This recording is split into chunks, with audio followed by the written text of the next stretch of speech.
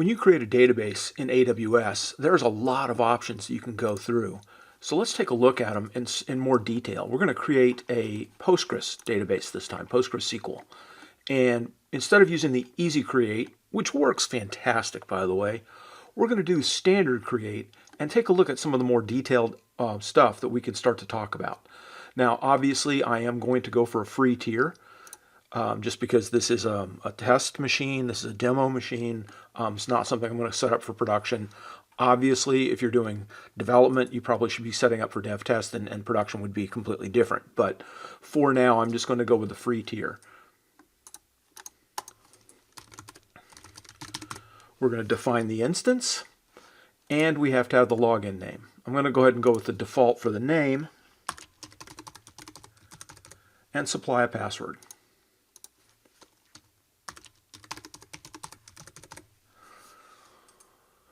Now you get to talk about how big do you want it to be. Now because we're on the free tier, it's going to limit what we have available. We can't talk about all of the different classes.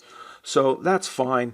There are a whole bunch of choices you can make on how many CPUs, how much RAM, and the speed of the disks. Now I'm not going to make any changes at all because I'm keeping it to a free tier, but you see that you have a whole bunch of choices.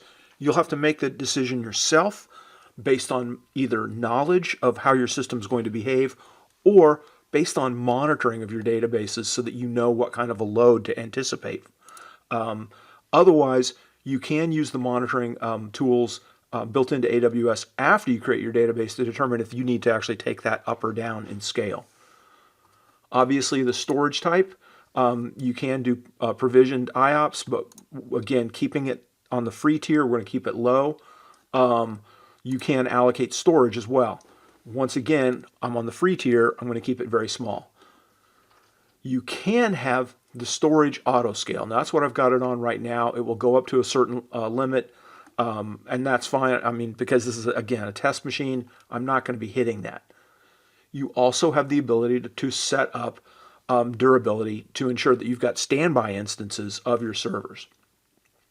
The connectivity is fairly standard.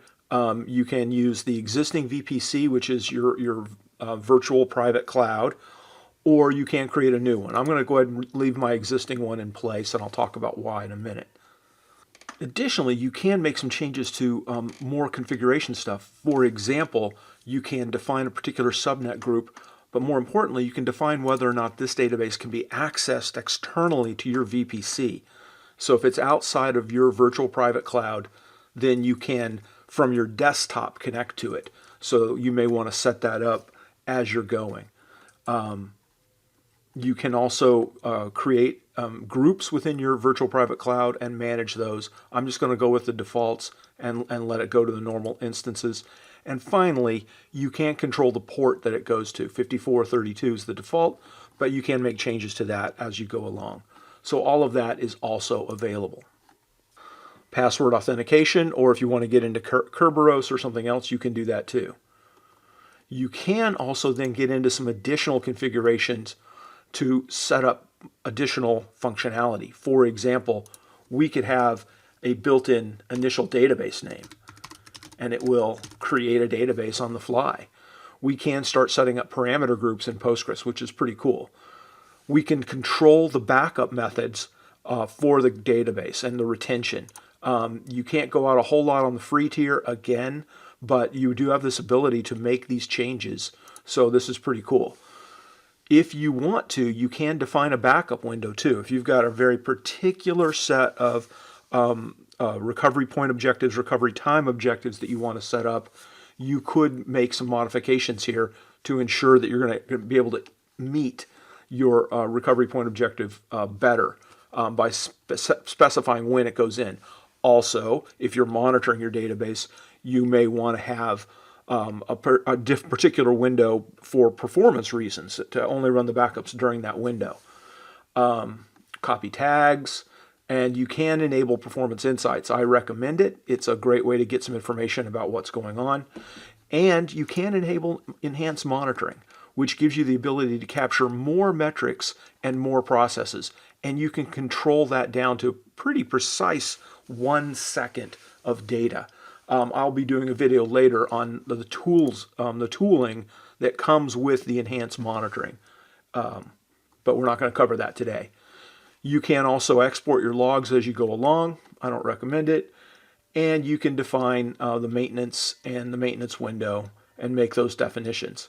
Now, this is still the free tier, so it's just going to create the database right here as is.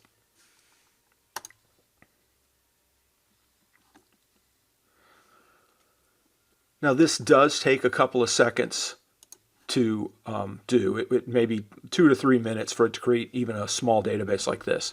And, you know, it's not a crazy amount of time, but we're going to pause and pick up after the database has been created. Now, while it's creating, you can actually look at the instance to see what's going on with it. Now, it's still getting set up. It's not ready to go yet, but you get an idea of how it's configured, what kind of choices we've made, and you can see all of the accessibility and stuff. Once the creation is complete, then you can take control of the database and do, you know, database stuff with it, with different tools and different mechanisms. That's it for today. My name is Grant Fritchie. I work for Redgate Software.